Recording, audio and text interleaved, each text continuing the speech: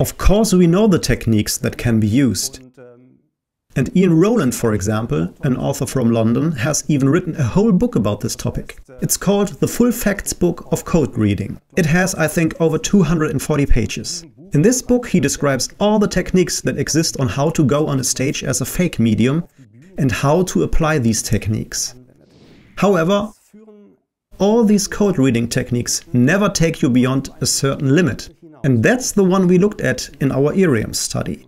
These are these highly specific evidences, and above all, this was the focus of our study, such messages that neither the medium nor the bereaved person could immediately verify.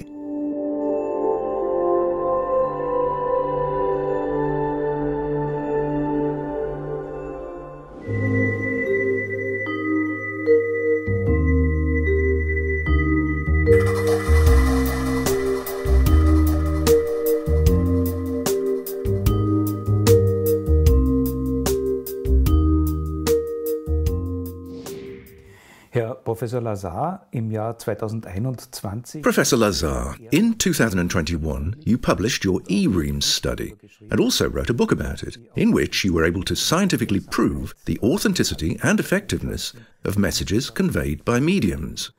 We have already had a conversation about your work and also about your personal conviction, but we cannot assume here that every viewer knows this interview. Therefore, my request at the beginning, please briefly summarize what the study published at that time dealt with. Yes, I'm very happy to do that. This study is the largest study in the world on the subject of afterlife contacts through a medium as a mediumistic connection to the spiritual world. There are messages from the consciousness of the deceased.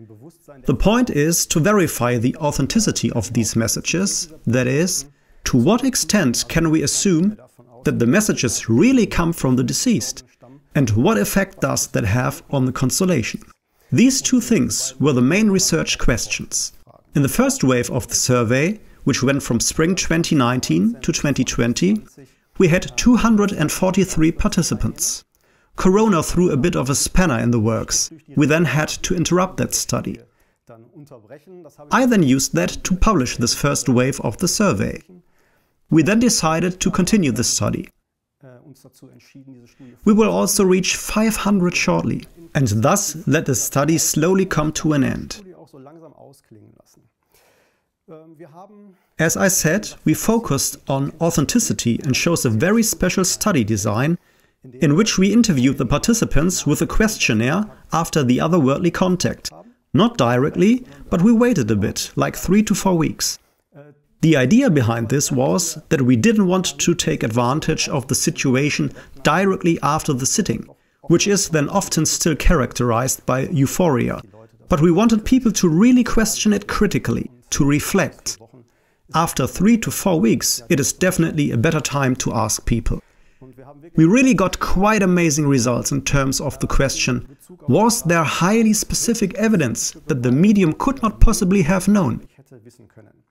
We got back an absolute peak value that we would never have expected.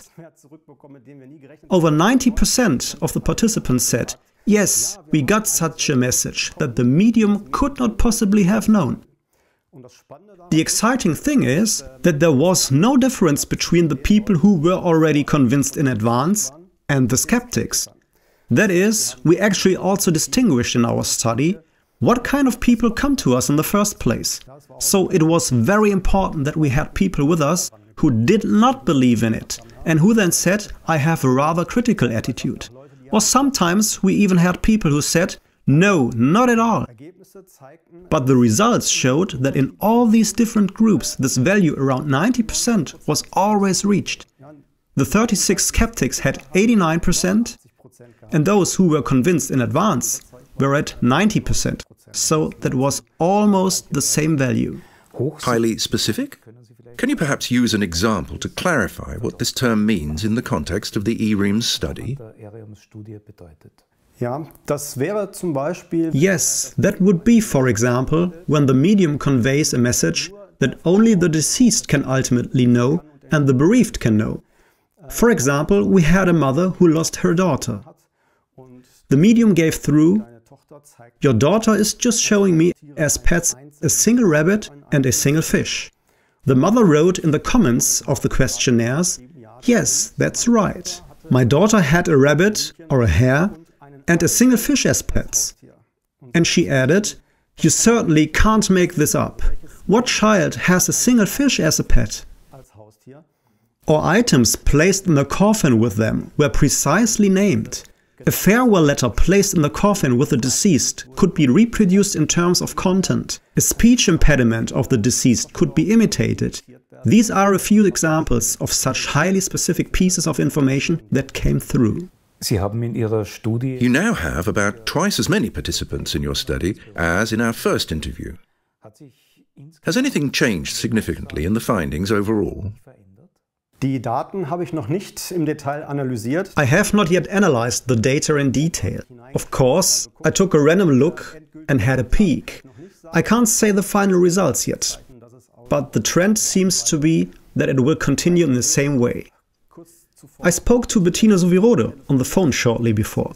She is, after all, the medium with whom I originally conceived the study. We agreed that this was a good milestone and that we would let the study come to an end. Especially because she said that more and more grieving people are not necessarily coming, but my book, but also our first interview, caused a lot of furor and there was a lot of response. Many people were interested in it. More and more people come who are not in mourning, but rather curious, who then come partly without their own needs, or bring 3 or 4 A4 pages with test questions and want to check the medium themselves. This is developing a bit in the wrong direction. We don't want to convince even the last skeptic and critic. That is not our task. We would like to reach grieving people, show them what is possible. That is why we have decided to say that we are going to phase out the study and not continue it, in order to continue to focus on grieving people and to put our energy into new projects. Among other things, we are now taking care of brainwave measurements and have already done a first test study. On the topic of mourning, according to your study, what can contacts via mediums mean for people who are grieving? I believe that an authentic afterlife contact is the best thing you can offer a grieving person. This is not meant to be a substitute for professional grief counseling by a grief counselor or a psychologist. But I believe that it is an absolute enrichment in the therapy of grieving people. Sometimes it is the only way to bring a person back to normality. This is also shown by the results of our EREAMS study. We had 82% of people who said that was very comforting. And another 14% said that was still a little comforting. So 96% of the people said that it was comforting. And I find that very, very astonishing. If you imagine that we are dealing with parents who have lost their children and there is basically nothing to comfort these people with. Not even because they have a great longing for their child with some kind of platitudes, but there is actually no one more critical than parents who have lost their child. This only sharpens their view of reality, of the truth. They don't want to lie to themselves, they want to find the truth. When such people say, "That was very comforting and the only thing that could lead me back to a normal life," it also shows the incredible power of such an authentic contact with the beyond. Your EREAMS study has caused quite a stir and, as was to be expected, has also attracted critics. There's no point in responding to personal attacks and insinuations, but there is, I believe, in responding to factual arguments. I would therefore like to take the opportunity of this discussion to address a few points of criticism. First of all, the statements documented in the study are not generally relevant, because mediums are only visited by people who believe in life after death from the outset. In this respect, the results of the study are not surprising. You yourself have already spoken of skeptics. But isn't there something to this criticism? I don't think so. I just said that people who are in deepest mourning and have this great longing naturally have a reason to go to a medium. but that you can't just fob these people off with some platitudes. There is no one more critical than people who have really lost a loved one, and that sharpens their eyes. In other words, it is not the skeptics who are the most critical when they go to a medium, but those who are really in deep mourning. These are the most critical. I can't just fob them off with some comforting phrases and then say, oh wow, now I'm satisfied and happy. No, it is precisely with these people that I have to present the greatest evidence in order to convince them. I can't take a mom or a dad who is sitting there and who has lost their child and say, your child is there, it accompanies you in everyday life, it is often by your side. And then the parents say, but then I'm happy. That doesn't happen. If you suddenly give things that the parents may have discussed in private at home, and the medium suddenly knows about it and says, your child was there during the conversation, it overheard you telling this and that to mom. When suddenly such family secrets are told by the medium, then it has a completely different effect. And of course, as I said, we made a distinction. We didn't just invite people who believed in it anyway, but we also had skeptics with us. 36 skeptics were present in the first wave of the survey, and until now we have another 31 in the second wave of the survey. That is a total of 67 skeptics. As I said, the results in this subgroup of skeptics did not deviate from the group of those already convinced. And that, I think, is one of the most important findings of the study. A basic assumption of many skeptics, who have perhaps never been to a medium themselves, is that mediums work in a manipulative, psychologically very skillful way, so that they can extract everything relevant for their statements from the answers of their counterpart, or also from body language. Key term, cold reading. There are mental artists who demonstrate very impressively on stage how this works. Have you also dealt with this subject of manipulation, cold reading, yourself? Ja, absolut. Und das ist auch ganz, ganz wichtig. Yes, absolutely. And that is very important. Cold reading is a technique that is very powerful and works very well. My aim is not to stir up any fronts here, but to engage in a scientific dialogue. That's why I find such criticism very important and I take it very seriously. It came as no surprise to us. We didn't naively go into the study and say, wow, we found proof. We had a psychotherapist on the team who has over 20 years of professional experience. Of course, we know the techniques that can be used. Ian Rowland, for example, an author from London, has even written a whole book about this topic. It's called The Full Facts Book of Cold Reading. I think it has over 240 pages. In this book he describes all the techniques that exist on how to go on stage as a fake medium and how to apply these techniques. Very interesting. And I also read books like this. Or Timon Krause, a German mentalist, who wrote a book called Do We Know Each Other? I read that recently too.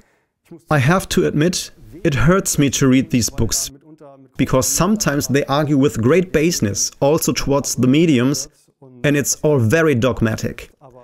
But I do the work and read it anyway, because I want to know the arguments. They are also very good arguments throughout. However, all these code reading techniques never take you beyond a certain limit, and that's the one we looked at in our EREAMS study. These are these highly specific evidences, and above all, this was the focus of our study, such messages that neither the medium nor the bereaved person could immediately verify. So where nobody had an idea where this information came from. And then the bereaved person goes home, does some research and finds out, yes, that's true. For example, the deceased grandmother told about the peach orchard and the grandson knows nothing about it. Then he goes home, asks the parents, and they say, that's right, Grandma used to have peach trees in her garden. That was such an example of messages that can only be verified afterwards. That was specifically in a case from your study? Exactly. That was one quite specific case of the study. In my own case with Joma, it was also the case that she had ridden a horse and the medium showed these two number ones. Only the mother was able to clarify this later and say that shortly before her death, she had won first place twice at a horse show. We found many examples of this in our study. But these are precisely the kind of examples that can no longer be explained with code reading. But of course, there are many things in code reading that are very efficient and work very well. One has to admit that. For example, there are the Barnum statements or the Forer effect. That is, so to speak, the main argument. Can you elaborate a little on this topic? Yes, with pleasure. This is called the Barnum effect or the Forer effect, something that Bertram Forer made famous in the 1940s. He's an American psychologist and did a great experiment. In 1948, he handed out a personality test to his students and had them fill it out, collected it again, evaluated this personality test, and handed it back to the students with a character description. The students were then asked to say on a scale between 0 and 5 how accurate his character description was. 0 means not at all, 5 means very much. The average value was 4.26. That means that almost all of them said, this character description is very accurate, it applies to me. Then it came out, Bertram Forer did not evaluate the test at all. But he gave each student the same text. He wrote it in advance. He checked what is generally valid, what fits most people. Then he formulated it a bit, and everyone was able to find themselves in the same text. In the end, the Barnum effect means that the brain also adds its own details.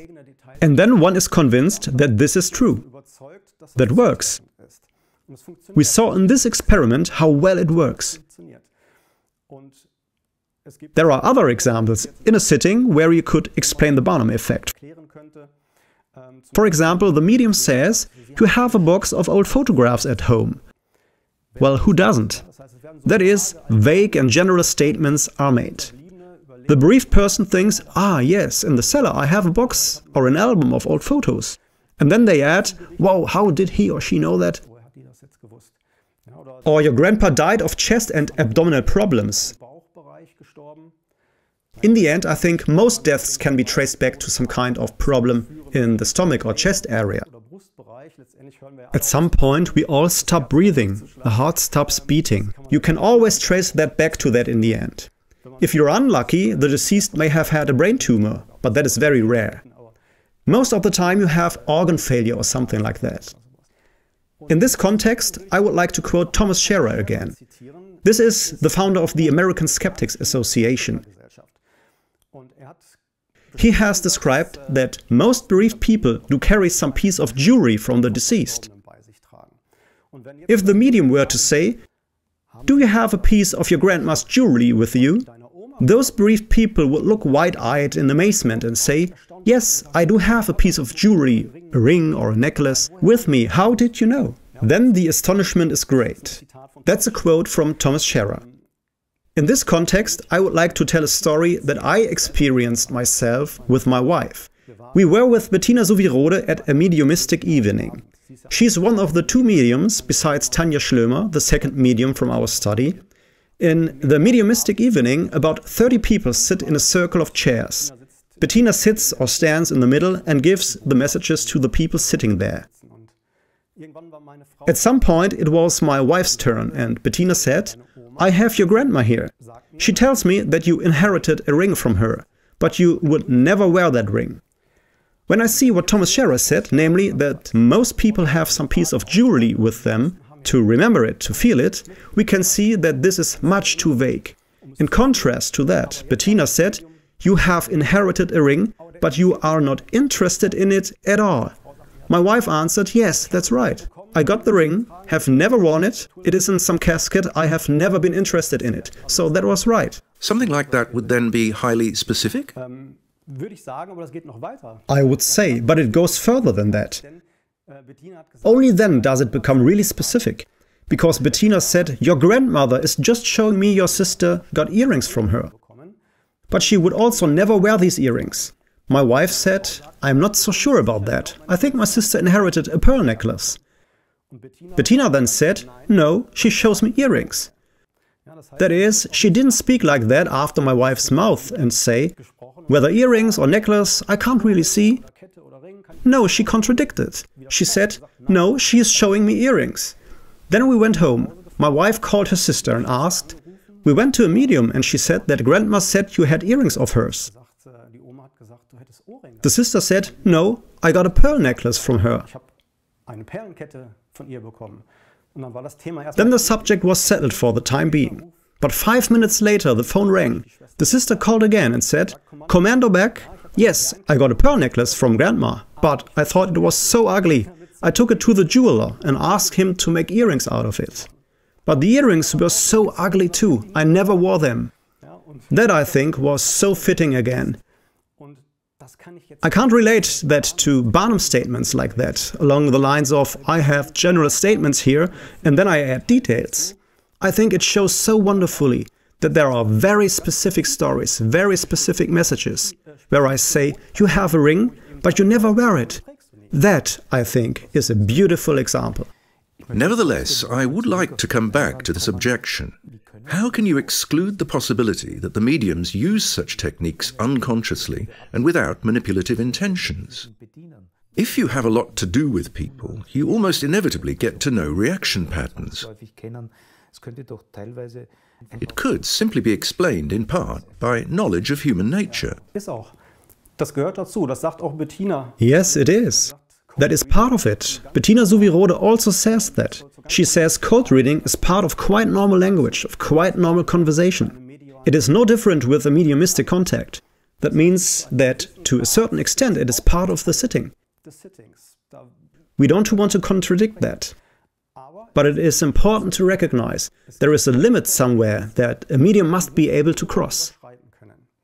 Because then the messages really come from the spiritual world, information that is highly specific and whose origin cannot be explained at first. That is a required building block in a sitting.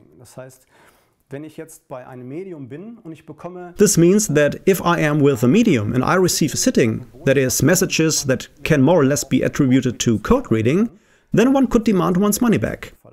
Then one could say, oh, that was not specific enough for me.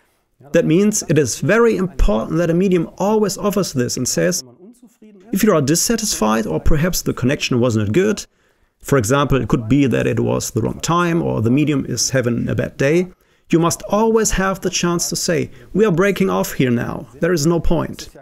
It's not a telephone conversation, it's such a fine and subtle communication.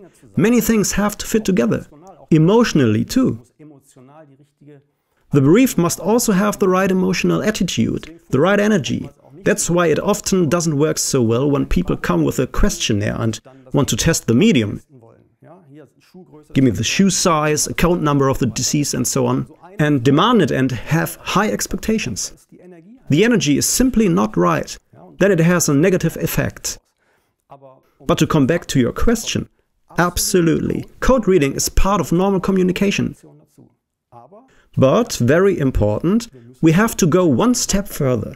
And that's what really distinguishes a real beyond contact, these highly specific things. That is, so that there is no misunderstanding, cold reading is not meant in a manipulative way, but as a term for natural, sensation-born communication from person to person. But real contact via mediums must go beyond that.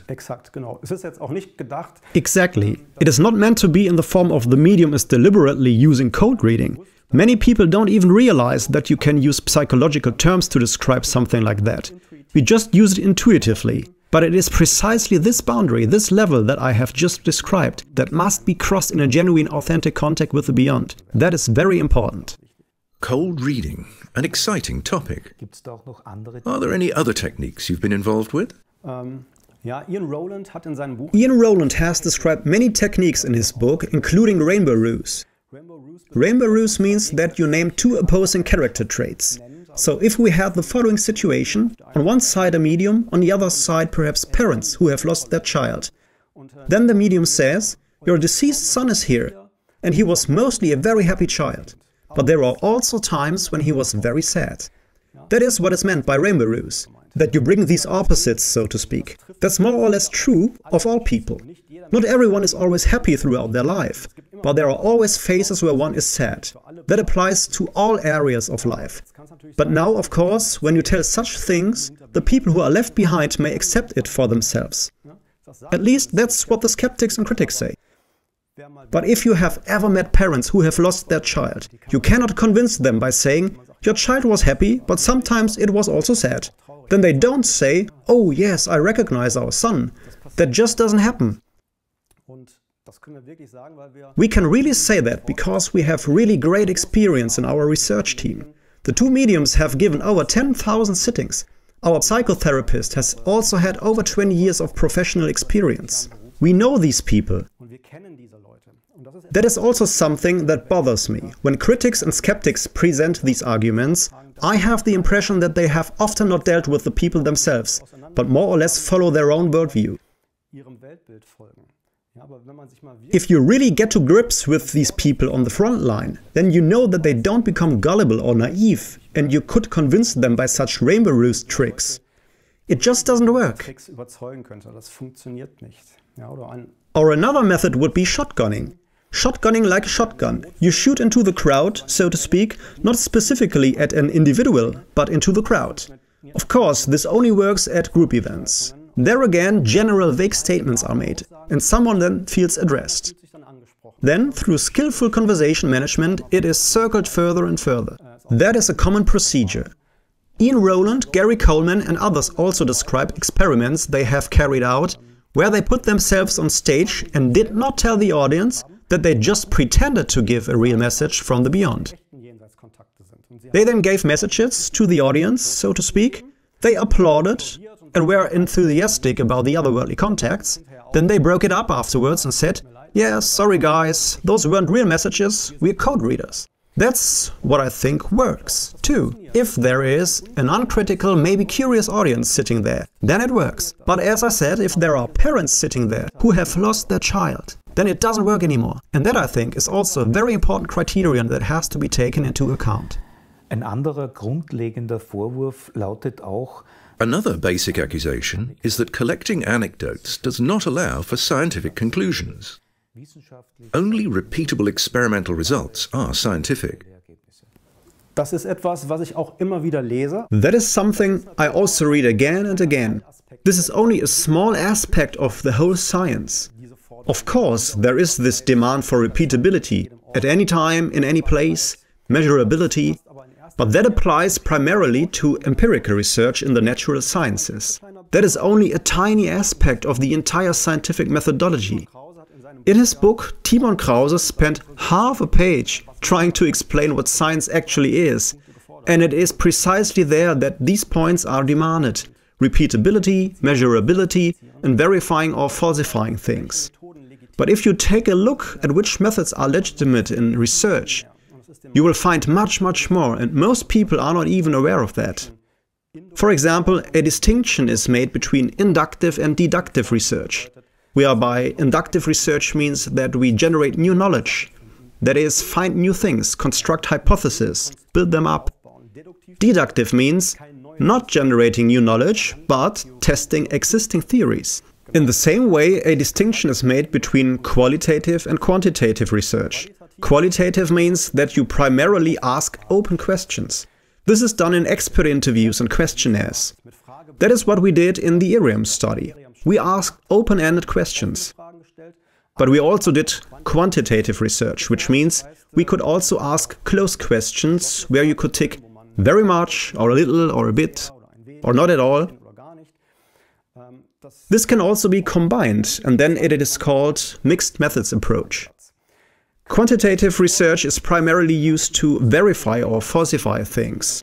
That means I already have a theory, and now I have to check it and can use statistics to reject or accept my hypothesis. There is empirical research and forensic research. Empirical is ultimately what is common in the natural sciences, a certain measurability. When I measure, for example, when does the water start to boil, I can do that 1,000 times. If the air pressure is always the same, the water will always start boiling at 100 degrees centigrade. Wonderful, I can do that so excellently in physics. But there are events that are simply not repeatable. For example, the Big Bang. How did the universe come into being? How does life come into being? These are unique events that happened in past history. I can't demand repeatability. And now I'm not allowed to research that? Yes, of course I am. Even things that happened only once can be researched. Do not all phenomena of consciousness actually belong to this category of the non-repeatable? Absolut. Ja, es gibt einen wunderbaren deutschen Philosophen. Absolutely. There is a wonderful German philosopher from the 18th and 19th century, so that was a bit ago, Professor Dr. Herbart. He said that it is worthwhile for good reasons to think about human beings differently than on the basis of measurements. And Professor Harald Lesch, who is the most famous German TV scientist, said something similar in the 100th episode of Alpha Centauri, which is a well-known German science TV show. Incidentally, that was over 20 years ago. I looked it up the other day. Alpha Centauri is one of my favorite TV shows. I just devoured it.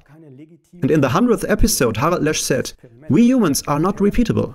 So in that sense, we are not legitimate test objects in an experiment. And that is exactly how it is. We change with every second. I can decide for something this second, and tomorrow in the same situation I will decide differently. That means I cannot demand of a human being or of a soul or of a consciousness that it be repeatable. Therefore, certain scientific methods are not applicable to human beings at all. This demand for repeatability and measurability does not work there at all. Sie haben in unserem ersten Gespräch von persönlichen spirituellen Erfahrungen berichtet. In our first conversation, you told us about personal spiritual experiences that had a great impact on you and that also prompted you to conduct the study, which then led to the accusation that you were only interested in finding your own view confirmed in the study. Do you think you always manage well to separate your research work from personal expectations?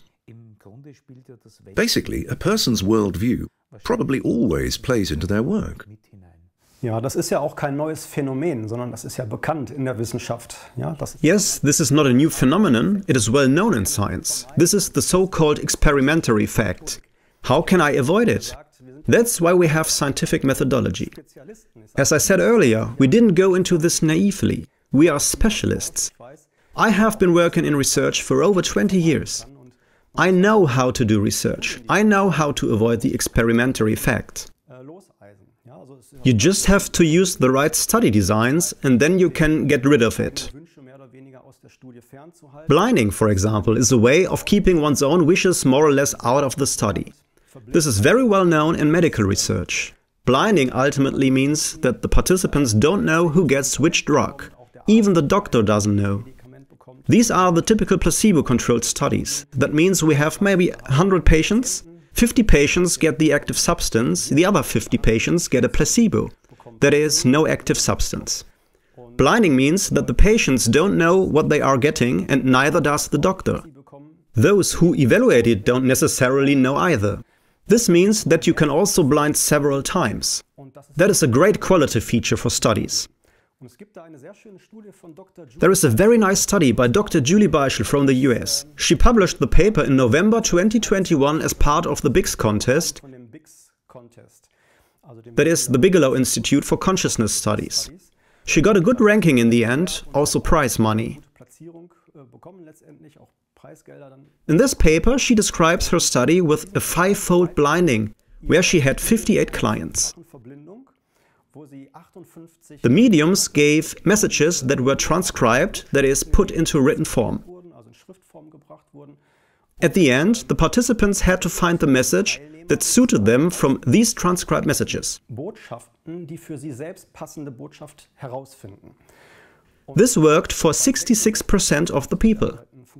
66% of the participants really were able to find out the messages that were meant for them. It worked with blinding.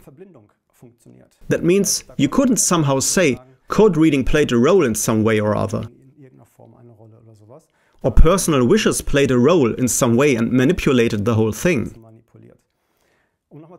To come back to the story with the doctor and the active substance and the placebo. Of course, the doctor wants the active substance to work.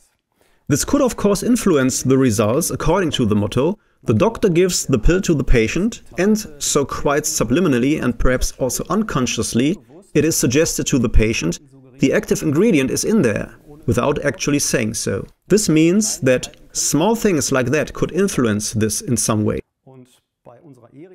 In our EREAMS study, we were not able to work with blinding in the study design, because we focused on these messages that could only be verified afterwards.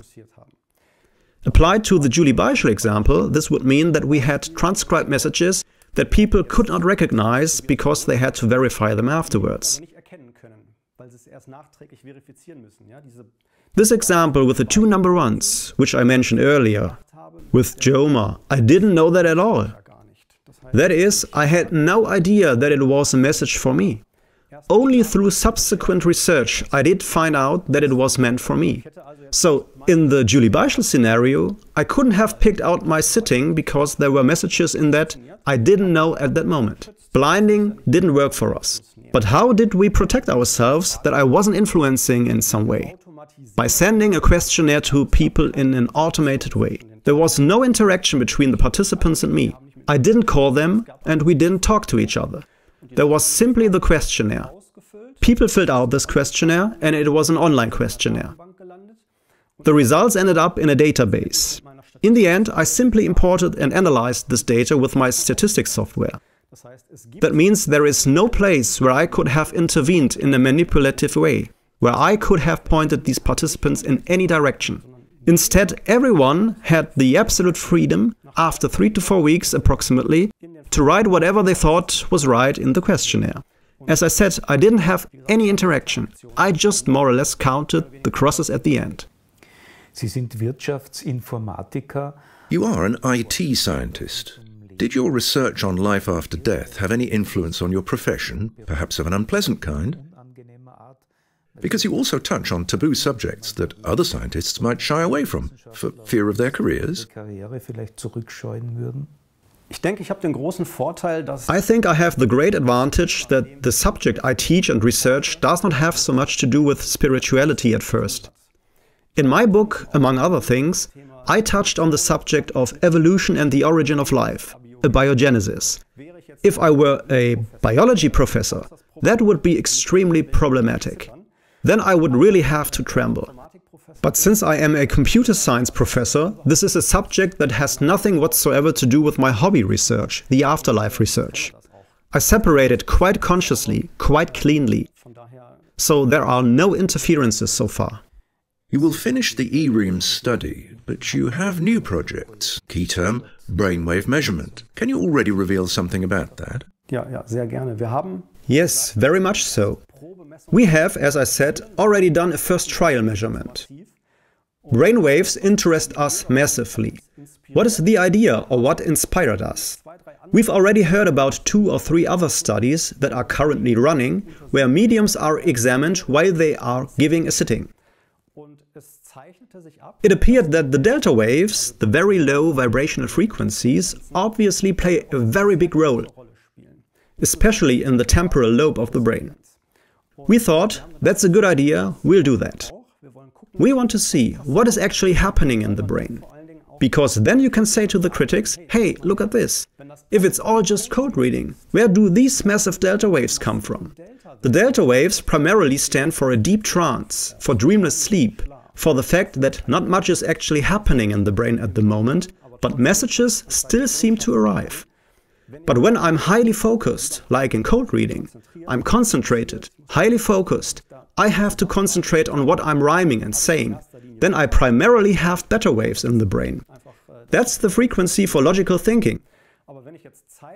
But if I can show on the basis of EEG measurements that something happens in the brain that I cannot explain, that I would not have expected, then that is another strong argument to show. Obviously, there are really mechanisms that we don't know yet. That's exactly what happened in our first trial measurements. We did 4 or 5 sittings and examined the limbic system in the brain in particular. This is, they say, the area for the origin of feelings. We did the first test measurements with Bettina Sovirode. We found that just before the messages come, the delta waves are always gone. 0. So a kind of reset takes place in the brain. And then there is an extreme peak, a huge amplitude of delta waves in the brain. Then it starts, Bettina speaks and gives the messages. We have just been able to establish that this is always a kind of reset in the brain. Then it gets an input and transmits the messages. We always noted down in parallel what she was doing, whether she was quiet and calm, whether she was saying something, and afterwards we checked again whether these statements were coherent. I think that is something very fascinating. It's not ready for publication yet, but it's a first little sneak peek, that's what I call it. We are still at the beginning of this study and are in the process of rebuilding the team, organizing new equipment and fine-tuning the study design. At least this first trial measurement has already shown something amazing. We are certainly on an exciting path. Is there also something like an overarching goal in the background of your work that you want to achieve with your hobby research? Ja, absolut. Nämlich, dass man Yes, absolutely. Namely, that one is no longer ridiculed when one deals with these topics. My goal is to also put spiritual research on a serious foundation. That one no longer has to be ashamed of it in public, or even have to be afraid of perhaps losing one's profession. Surprisingly, I received many letters from chief physicians. I mean, from all social classes, but also from chief physicians. I was very surprised by that. I was very happy about that. But the interesting thing is that these chief physicians are 66 or 67 years old, just about to retire. And then they dare.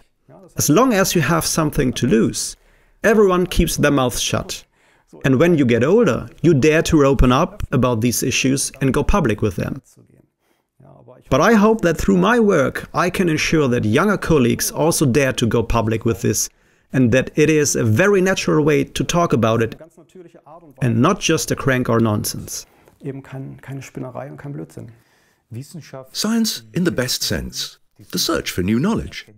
That is the meaning of science, exactly. Professor Lazar, thank you for the insights into your current work. Thank you very much for the interview. Thank you very much, Mr. Huema, for being there.